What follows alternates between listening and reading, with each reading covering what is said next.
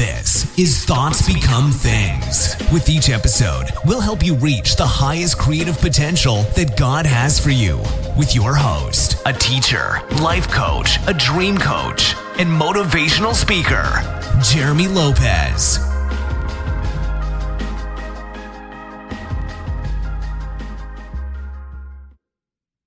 Hello again, everyone, and welcome to another exciting podcast of Thoughts Become Things. I'm Jeremy Lopez. So glad and honored to be with you guys today. I'm looking forward to a beautiful day today with you guys. I really am. So today, on today's podcast, we're going to talk about the book of the month. I actually shared Monday with a lot of listeners some of the, we'll say, predictions, the prophetic words that God gave me for 2026. But today, we're going to talk a little bit about the book of the month, which is getting into the vein of the voice of God. It's very important that we start off and jumpstart this year with learning how to hear the voice of God. Very important. So we're going to talk about that today, and I'm going to talk a little bit about some really cool things as well when it deals with getting into that sort of, I like to use the word frequency, because if you think about it, we're trying to dive into that voice of God, which is basically, we could use the truth, and that is the frequency of God. Getting into that place where we really are synced with God, we hear that voice, and we know how to walk with that voice. That's really important for us today. So today we're going to talk a little bit about some of those points. And so one of the points I want to bring out today is what I call mindfulness, and we can use the word observation. Mindfulness and observation. And a lot of times people say, well, what is that? How does that relate to the voice of God, getting into the vein of God? I'm glad you asked the question. Because being mindful means that I am aware, I'm mindful, I'm paying attention to the environment around me, I'm paying attention to the environment within inside of me. Why? Because I want to be able to get into that state, that internalized state, where I am understanding my awareness of what's going on around me, what's being said. The reason why, because if your mind is projected living in the future, if your mind is projected living into the past, let's say you can't get over, things of the past, or you're trying to live into the futuristic, what's going to happen tomorrow, what I'm going to eat tonight for dinner. If you think about it, since God is the God of now, because He's the God of the ever-present help in time of trouble, which means the now God. It means that, God is the I am, not the I was or I used to be. That means God is in your present. God is in the mindfulness of this moment, but you're going to have to awaken to that reality. Isn't it interesting that pretty much in every culture we try to, steer people away from living right now? We try to put them into a box of tomorrow, what are you going to do tomorrow? What's your career going to be like? Are you going to school? Are you going to college? Where'd you come from? What state are you from? Are you married? Everything deals with the past or the future. No one really looks and says, so how are you right now at this moment? Let's talk right now. What's fresh on your mind? What's coming to you right now? And the reason why we don't is because the past is something that's built in the sense of security, as we call it, comfort, I should say, with a concrete that's hardened, and so it's easy to talk about that. But it's also easy as to the coulda, shoulda, woulda. Where am I going to go in the future? What's going to happen? Because think about it. The old saying, the world's your oyster. Meaning basically the future, there's possibilities. You can do anything you want to do in the future. So I can either live in an imaginary world of the future, or I can live in the groundedness of what I knew yesterday that was so comfortable for me. I understood this. I did this. I lived through this. I felt it, touch it, smelt it, whatever the case may be.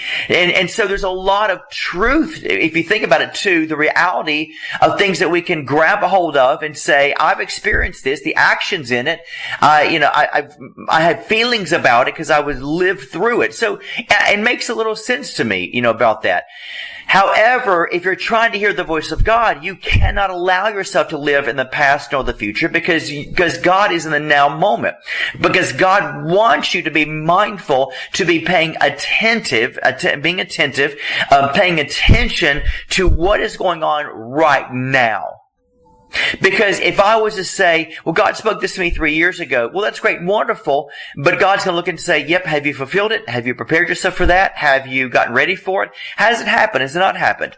And so you got to think of from the reality that God is saying, I want to speak to you right now because I want you to be into the vein of God, the synchronicities of God, the patterns of God, the frequency of God, and that's what God is asking and requiring of us. Because the more we do that, the more we get in sync with the now reality, then we're able to listen and obey, but we're able to stay hooked into that vein of hearing God all the time. We can use the word constantly, because we're learning to be aware. We're learning to be mindful. I'm observing what? The unfolding. It's very close. Pay close attention to what I'm saying, because I am learning to observe the unfolding of what is happening as it happens. I'm observing the unfolding of me right now, feeling, smelling, touching, tasting, looking, observing, hearing what is happening as it unfolds right now. That's where God is found. God is the ever-present help in time of trouble. He is the great I am. And when we learn to be mindful, we learn to be observant. What I am mindful of right now, I'm observing right now. Are you with me?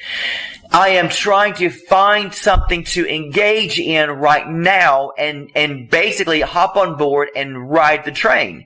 And that's what we do when we are mindful of the now moment. We ride the train of the now moment, and God's awareness, and my awareness of God's presence and God's voice, I'm learning to be in sync with, because I'm learning to adapt to a new now pattern versus the patterns, God help us all, versus the patterns that I've always been stuck in, I've always lived in, I've always known about, because if I live in the past judgments the past voice of that train ride of what I'm used to living in, then I'm going to find myself at a place where I'm judging it. Because I know how it feels, I know what it tastes like, I know what it smells like, I know what God said, I know what He didn't say. And so what happens is I build a judgment around that. If I would, put it another way, if I was to say something to you that's passive aggressive, and I was to say, oh, that blouse looks really pretty on you, it's a little too ruffled, but a little ruffled here, but it's pretty on you. If I was to hear that right now, I'd say, oh wow, thank you. Because my now moment of being mindful would hear the compliment. When you are in your now moment, you actually tend to be more present in your positivity. Did you know that? But if I was to sit on that and find myself saying, okay, she said I look good, but wait a minute, hold on. Now that I think about it, she mentioned about the ruffles. Is she saying that the ruffles make me look fat? Does she say the ruffles make me look skinny? Well, do I not look good in ruffles? You see what I'm saying? I start breaking it down. Therefore, I start judging it. I start taking away the potency of the power of positivity within that statement. And my mind is going to dive into looking for something that was wrong with it. Well, she did say it in this weird tone. And she did have that look on her face when she said ruffles. You see what I'm saying? Because if I was to sit here and dissect everything that comes into me, I'm going to judge it. And so what happens is it makes it easier for us to look back and say, well, now that I think about it, now that I've taken time to ponder on it, and guess what happens? Then I find the good, the bad, the ugly, that expression she made, the smirk on her face, versus just, wow, I like your dress, it's real ruffly, it's got little ruffles to it. Then I'm going to be able to take what I sense, what was the truth in that moment, to say, thank you so much. You can take anything, folks. You can take God's word that's positive and contemplate on it and say, oh, now I think about it, why did you do that, God? Well, now that I think about it, that does sound a little harsh. Now that I think about it, we shouldn't do that. You see what I'm saying? I mean, there's a pattern here that tends to unfold into negativity if we're not careful. Because the mind, when the mind wanders, that's why the Bible talks about letting your mind sort of be idle. When the mind wanders, it's going to wander automatically to negativity. Your mind's never going to wander into, that sounds better. Well, that sounds even more positive. That sounds even more positive. It's very rare you would ever do that. Unless you already have a positive outlook or take on what's being said to you, then pretty much you're going to feed into the positivity of it. But 9 times out of 10, you're not. You're going to feed into the, now that I really think about that, oh, that does sound a little bad. Wow, that does look, you see what I'm saying? Because the flesh wants to make a big deal out of stuff. The flesh wants to make a negative about it. And that's why the other day I was speaking to someone in a life coaching session who broke up with her boyfriend, and she kept on pondering. And I said, well, this is how God works. God, doesn't control things. Well, isn't God in control? No, because God is not controlling. He's sovereign. We make our choices. We reap what we sow. We do, God is not going to come and save us. He's not a sugar daddy saving us from every little thing that we mess up on. Because if not, it takes away the trials and tribulations of learning. It takes away the learning curve I need to learn. It takes away me thinking and pondering and questioning why that looked wrong or why that was bad or wrong, right? And so if we get back to the vein of God and His voice, we have to remember that God is wanting us to be in the ever-present help. Because He is our help in our now reality. And so when we learn to be mindful, we learn to be observant, right? Now the next thing I want to share with you real quick is also this, getting into the rhythm of God. The frequency of God. When we learn to get into the rhythm of God, in other words, I hear God's voice, then I'm able to trace that voice that can take me, and as it unfolds, into a deeper depth of reality of God's kingdom. Meaning that if I hear the voice of God, and if I was to not get into that vein and sort of hear it, and then here's what's going to happen. 9 times out of 10, here's what I hear a lot of people say. Well, I don't hear God's voice anymore. I didn't hear God's voice that night.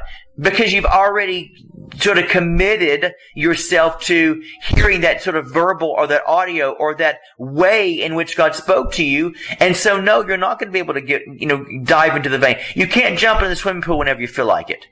You got to get in the swimming pool and you got to swim and dive deep and get in the shallow and dive deep. In other words, you got to enjoy the presence of the water. And you learn new activity in the water. When I get in the water of a pool, I don't just sit here and say, I'm just going to sit here, do nothing.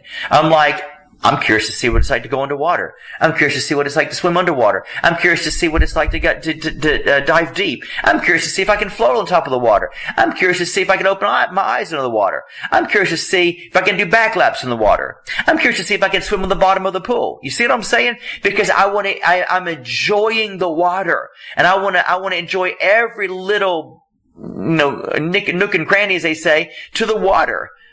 You see what I'm saying? Nobody just gets your feet wet and says, I'm just going to keep my foot in here. I don't do anything else.